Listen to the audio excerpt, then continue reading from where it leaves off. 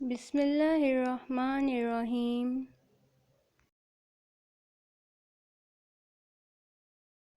السلام علیکم four class students, how are you all? I hope with the grace of Allah you all will be fine.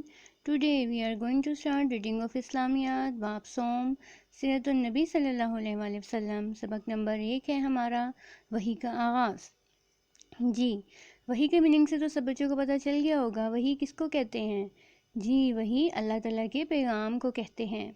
اور آغاز کا meaning کیا ہے؟ کسی کام کو شروع کرنا۔ وحی کا آغاز اللہ تعالیٰ کے پیغام کی شروعات۔ جی، سب بچوں کو پتہ ہے کہ حضرت محمد صلی اللہ علیہ وآلہ وسلم پر وحی نازل ہوتی تھی، اور وحی لے کر کون آتا تھا؟ جی، حضرت جبرائیل علیہ السلام نبی صلی اللہ علیہ وآلہ وسلم پر وحی لے کر آتے تھے۔ اللہ تعالیٰ نے اپنے جتنے بھی پیغامات وحی کے ذریعے نبی صلی اللہ علیہ وآلہ وسلم کی طرف نازل فرمائے، وہ سب لے کر کون آیا؟ حضرت جبرائیل علیہ السلام۔ اس چیپٹر کو پڑھنے کے ہمارے آبجیکٹیوز بھی یہی ہیں کہ ہم نزول وحی کے واقعات کے بارے میں جان سکیں کہ نبی صلی اللہ علیہ وآلہ وسلم پر پہلی وحی کب اور کہاں نازل ہوئی۔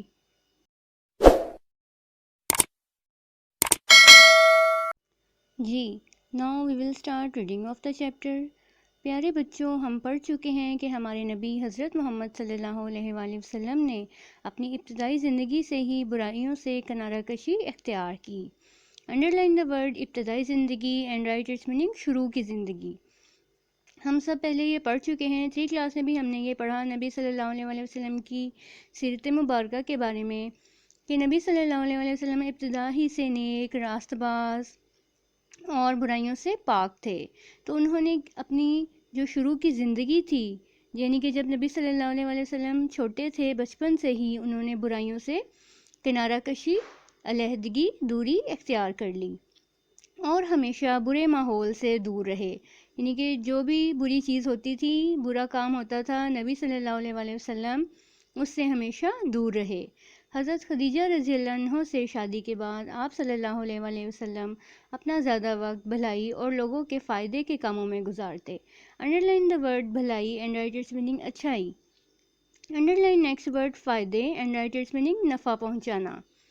جب آپ صلی اللہ علیہ وسلم کی شادی حضرت خدیجہ رضی اللہ عنہ سے ہوئی، تب سے بھی آپ صلی اللہ علیہ وآلہ وسلم اپنا زیادہ وقت اچھائی اور لوگوں کو فائدہ پہنچانے والے کاموں میں گزارتے تھے۔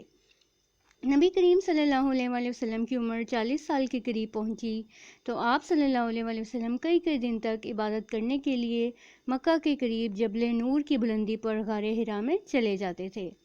انڈر لائن دا ورڈ جبل اینڈ رائٹ اٹس میننگ پہاڑ۔ جبل کس کو کہتے ہیں؟ پہاڑ کو۔ جبل نور پہاڑ کا نام ہے، اس کی بلندی پر غار حرا میں آپ صلی اللہ علیہ وآلہ وسلم چلے جاتے تھے۔ غار حرا میں ہی آپ صلی اللہ علیہ وسلم پر پہلی وحی نازل ہوئی تھی نا؟ جی، تو انہی دنوں میں آپ صلی اللہ علیہ وآلہ وسلم کو سچے خواب آنے لگے۔ جو کچھ آپ صلی اللہ علیہ وآلہ وسلم رات کو خواب میں دیکھتے، اگلے دن وہی واقعہ پیش آ جاتا، وہی بات جو تھی وہ سچ ثابت ہو جاتی۔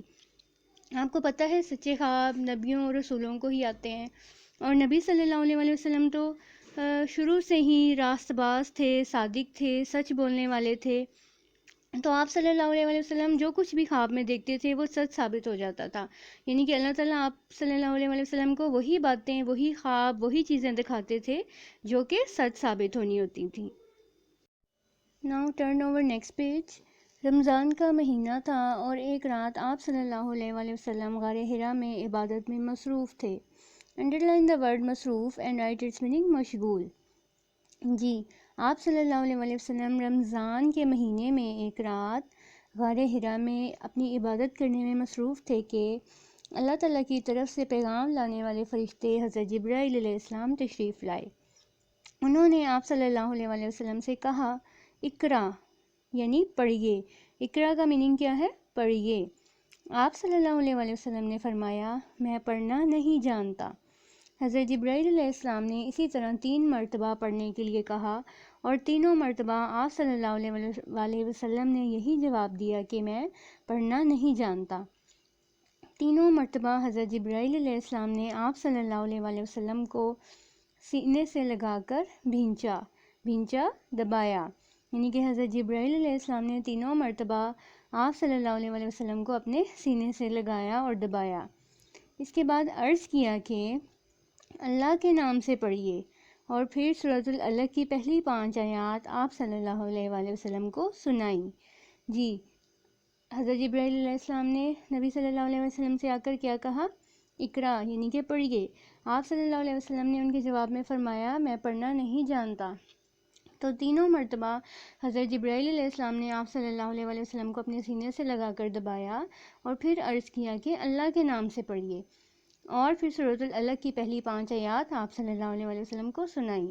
اس طرح پہلی وحی آپ صلی اللہ علیہ وآلہ وسلم پر رمضان المبارک کے مہینے میں غار حرا میں نازل ہوئی، اور اس وحی میں سورۃ العلق کی پہلی 5 آیات نازل ہوئیں۔ یہ پہلی وحی تھی۔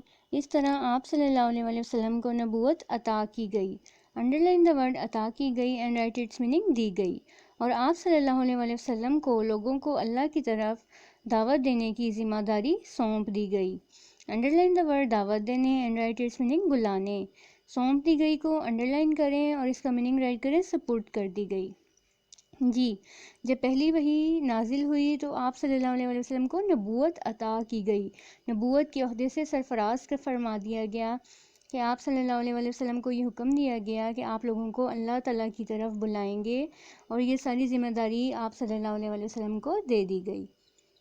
آپ صلی اللہ علیہ وسلم پر حضرت جبرائیل علیہ السلام کی آمد اور وحی کے نزول کے باعث ایک ہیبت طاری تھی۔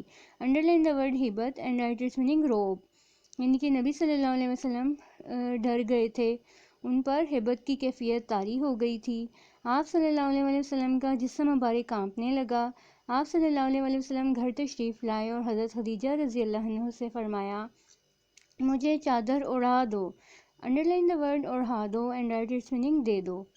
آپ صلی اللہ علیہ وسلم لیٹ گئے۔ کچھ دیر آرام کے بعد جب طبیعت سنبھلی، انڈرلائن دا ورڈ طبیعت Sambhali and write its meaning حالت ٹھیک ہوئی، تو حضرت خدیجہ رضی اللہ عنہ کو سارا واقعہ سنایا، انڈرلائن دا ورڈ واقعہ اینڈ رائٹ اٹس میننگ قصہ۔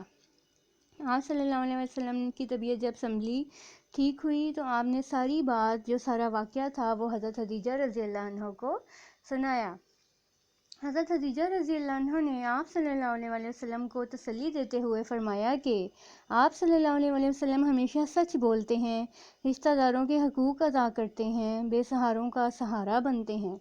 انڈرلائن دا ورڈ سہارا اینڈ رائٹ اٹس میننگ آسرا، بے سہاروں کا آسرا بنتے ہیں، بے کسوں کا بوجھ اٹھاتے ہیں۔ انڈرلائن دا ورڈ بے کسوں اینڈ رائٹ اٹس میننگ کمزوروں کا بوجھ اٹھاتے ہیں، مہمانوں کی مہمان نوازی کرتے ہیں، حق کے معاملے میں دوسروں کی مدد کرتے ہیں۔ اللہ تعالیٰ آپ صلی اللہ علیہ وسلم کو کبھی بے یار و مددگار نہیں چھوڑے گا۔ انڈرلائن دا ورڈ بے یار و مددگار اینڈ رائٹ اٹس میننگ اکیلا اور بے بس۔ حضرت خدیجہ نے جب یہ سارا واقعہ سنا تو آپ صلی اللہ علیہ وسلم کو تسلی دی، اور آپ صلی اللہ علیہ وسلم کی یہ خوبیاں بتائیں کہ آپ صلی اللہ علیہ وسلم صادق ہیں، امین ہیں، سچ بولتے ہیں، امانت کی حفاظت کرتے ہیں، رشتہ داروں کے حقوق ادا کرتے ہیں، کمزوروں اور بے سہاروں کا بوجھ اٹھاتے ہیں، مہمانوں کی مہمان نوازی کرتے ہیں، حق کے معاملے میں یعنی کہ سچ کے معاملے میں دوسروں کی مدد کرتے ہیں۔ تو اللہ تعالیٰ بھی ہر جگہ پر آپ صلی اللہ علیہ وسلم کی مدد فرمائے گا، اور آپ کو کبھی بھی بے یار و مددگار نہیں چھوڑے گا۔ حضرت خدیجہ رضی اللہ عنہ نبی صلی اللہ علیہ وسلم کو اپنے چچا زاد بھائی ورقہ بن نوفل کے پاس لے گئیں۔ انڈرلائن دا ورڈ چچا زاد بھائی اینڈ رائٹ اٹس میننگ چچا کا بیٹا۔ ورقہ بن نوفل کون تھے؟ حضرت خدیجہ رضی اللہ عنہ کے چچا کے بیٹے تھے، جو تورات اور انجیل کے بڑے عالم تھے اور بت پرستی چھوڑ چکے تھے۔ تورات کس پر نازل ہوئی تھی؟ حضرت موسیٰ علیہ السلام پر، اور انجیل کس پر نازل ہوئی تھی؟ حضرت عیسیٰ علیہ السلام پر۔ تو جو ورقہ بن نوفل تھے وہ تورات اور انجیل کے بڑے عالم تھے، علم رکھنے والے تھے، اور بت پرستی چھوڑ چکے تھے، بتوں کی پوجا چھوڑ چکے تھے۔ آپ صلی اللہ علیہ وسلم نے جب ان کو غار حرا کا واقعہ سنایا تو انہوں نے کہا، یہ تو وہی فرشتہ ہے جو حضرت موسیٰ علیہ السلام کے پاس آتا تھا۔ نبی صلی اللہ علیہ وسلم نے جب ورقہ بن نوفل کو غار حرا کا واقعہ سنایا کہ ایسے حضرت جبرائیل علیہ السلام آئے ہیں اور وحی لے کر آئے ہیں، تو ورقہ بن نوفل نے کہا، یہ تو وہی فرشتہ ہے جو حضرت موسیٰ علیہ السلام کے پاس بھی آیا کرتا تھا۔ اے کاش میں اس وقت تک زندہ رہتا جب آپ صلی اللہ علیہ وآلہ وسلم کی قوم آپ صلی اللہ علیہ وآلہ وسلم کو شہر سے نکال دے گی۔ آپ صلی اللہ علیہ وسلم نے پوچھا، کیا یہ لوگ مجھے شہر سے نکال دیں گے؟ ورقہ بن نوفل نے کہا، ہاں، پہلے نبیوں اور رسولوں کے ساتھ بھی ان کی قوم نے ایسا ہی کیا تھا۔ ورقہ بن نوفل نے کہا، پہلے جتنے بھی نبی اور رسول تھے ان کی قوم کے لوگوں نے ان کے ساتھ ایسا ہی کیا، یعنی کہ جب وہ لوگوں کو اللہ کے دین کی طرف بلاتے تھے تو لوگ ان کی بات نہیں سنتے تھے اور ان کو وہاں سے نکال دیتے تھے۔ تو اس نے کہا کہ آپ کی یہ قوم جو ہے آپ کے ساتھ بھی ایسا ہی کرے گی۔